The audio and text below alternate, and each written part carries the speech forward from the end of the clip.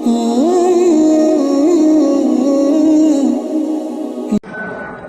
वालेकुम वरहमतुल्लाहि वबरकातुहू। मोअज़्ज़िज़ नाज़रीन, मैं हूं आपका दोस्त समीर और आप लोग देख रहे हैं मेरा चैनल राइस।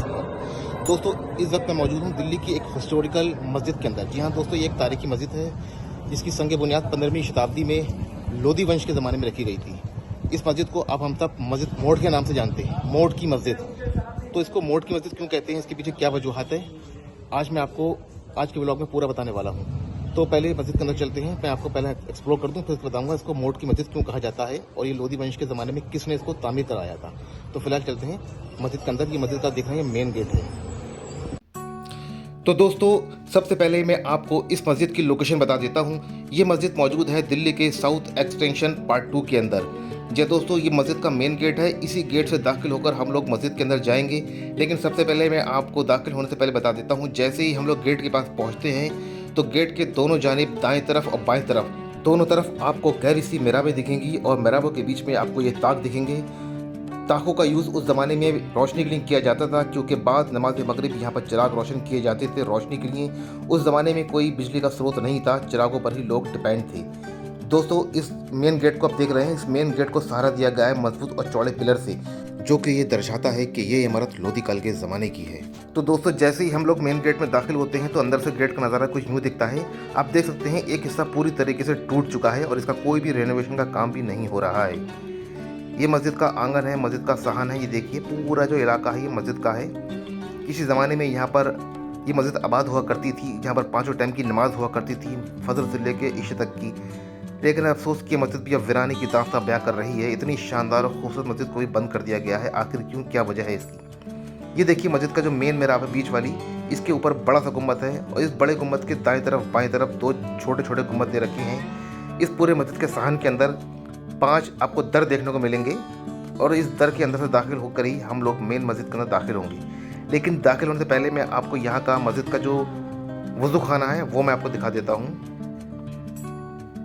ये देखिए दोस्तों, ये है मस्जिद का वज़ू खाना, जो कि उस ज़माने में जो नमाजी लोग हुआ करते थे इस हौज़ के पानी से वज़ू बनाया करते थे और फिर उसके बाद नमाज अदा किया करते थे।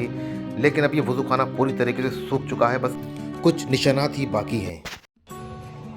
दोस्तों, ये जो पूरा सहन है ये मस्जिद मोड़ का है। या इसको मोड़ की मस्जिद क्यों कहा जाता है और इसके पीछे की क्या वजूहत है, आज मैं आपको पूरा बताऊँगा। लेकिन उससे पहले मैं आपको मस्जिद को एक्सप्लोर करके दिखा देता हूँ। जैसे कि मैंने अभी आपको बताया, इस मस्जिद के 3 गुम्बद बने हुए हैं। एक बीच में बड़ा गुम्बद है जो कि मेन मेहराब के पास में है और उसके साइडों से दाएं और बाएं तरफ दोनों तरफ गुम्बद है। ये देखिए, एक गुम्बद आपको पीछे दिख रहा होगा, ये मेन गुम्बद है और ये छोटा गुम्बद है। और इसके गुम्बद के नीचे चारों तरफ से मेहराब यानी कि दर बनी हुई हैं। उस दर के अंदर दाखिल होकर हम लोग जाएंगे मस्जिद के अंदर। माशाल्लाह तबारकल्लाह। दोस्तों, ये मस्जिद के सामने आपको दर नज़र आ रहे होंगे।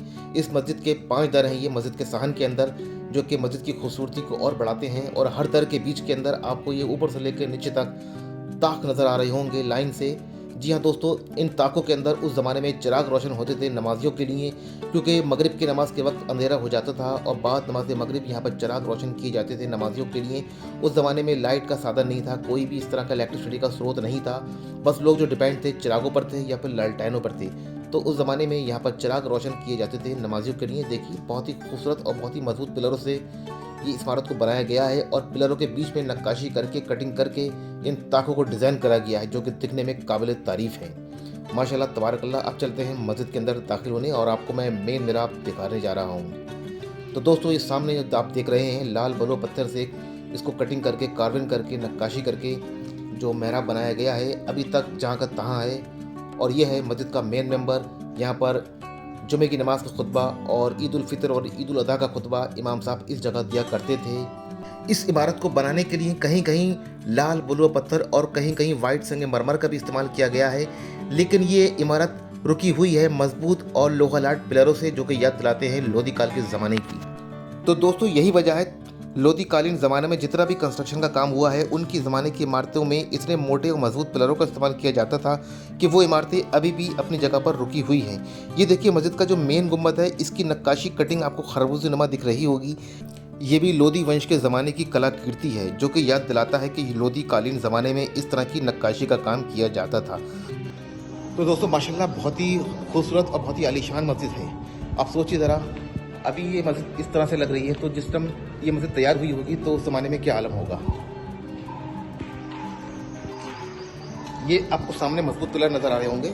ये पिलर जो हैं सिर्फ लोधी काल की बनावट हुआ करते थे।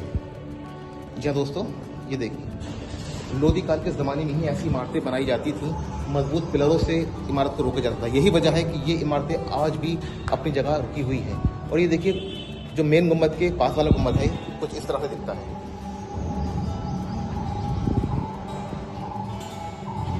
ये मेहराब की दूसरी वाली मेहराब है दूसरी जानिब, लेकिन इसका जो मेन मेहराब है वो आगे, जैसे मैंने भी आपको दिखाया।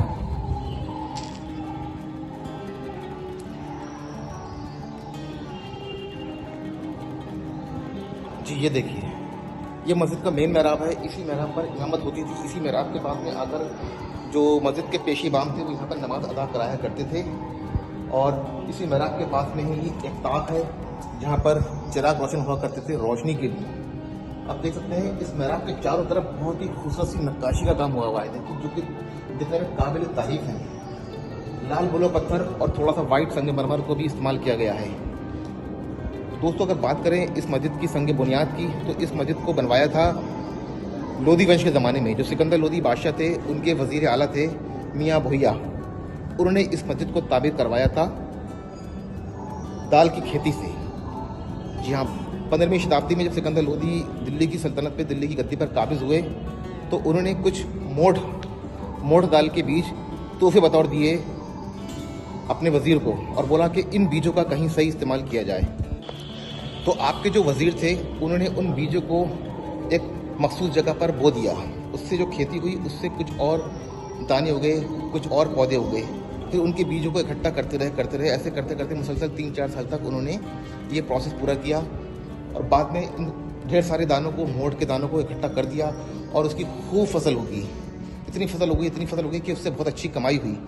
तो उन्होंने, क्योंकि सिकंदर लोधी ने कहा था अपने वज़ीर से कि इन मोठ के दानों को कहीं किसी अच्छी जगह यूज़ करना, तो उन्होंने जो दाल की कमाई हुई थी, दाल की खेती से जो कमाई हुई थी, वो दाल थी मोठ की, जिसको आप हम सब मोठ की दाल के नाम से जानते हैं। उस मोठ की दाल की खेती से जो रकम आई थी, जो आमदनी हुई थी, उस आमदनी से इस मस्जिद को बनाया है, जो कि आप देख सकते हैं।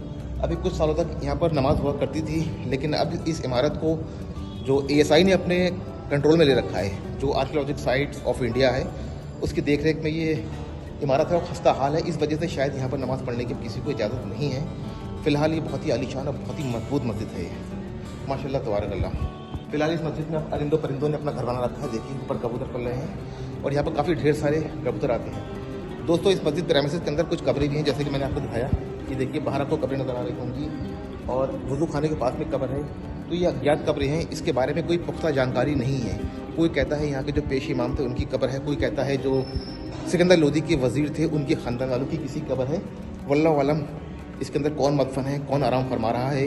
लेकिन जो भी आराम फरमा रहा है, अल्लाह इनकी मग़फ़िरत फरमाए, इनके गुनाह कबीरा सगीरों को माफ़ करे और इनको दर्जात को बुलंदी दे।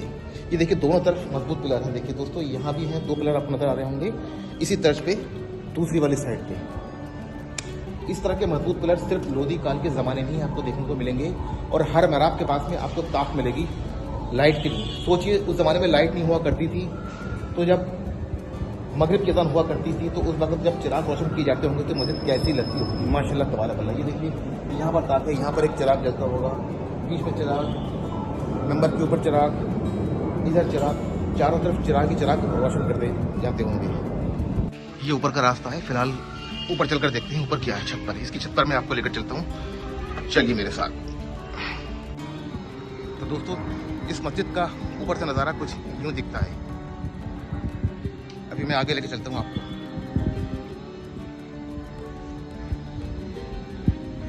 ये देखिए, मस्जिद के बाहर, ये बाहर वाली साइड में मीनारें बनी हुई है। ये मस्जिद का गुम्बद है, ये छोटा वाला गुम्बद है और ये मेन गुम्बद है बड़ा वाला। फिलहाल छत में चूँकि ऐसा नहीं दिखा, और इनकी दीवार पे जो ऊपर बाउंड्री करी गई है, ये खिलनुमा कलाकृति दी गई है। ये देखिए, ये खिलनुमा कलाकृति दी गई है और दीवारों के साइड से ये मीनारें दी गई है, पिलर।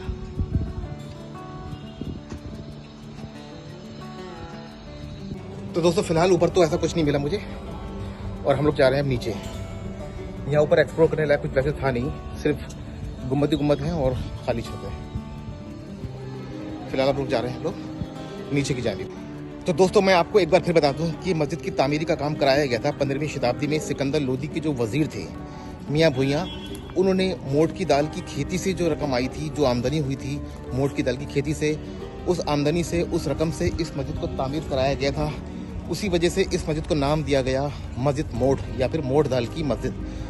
लेकिन फ़िलहाल अभी कुछ समय से यहाँ पर नमाज पे पाबंदी लगा दी गई है और ये जो इमारत है निगरानी में है ASI के under, archaeological sites of India, उसकी निगरानी में है और पुरातत्व विभाग ही इसकी देखरेख करता है।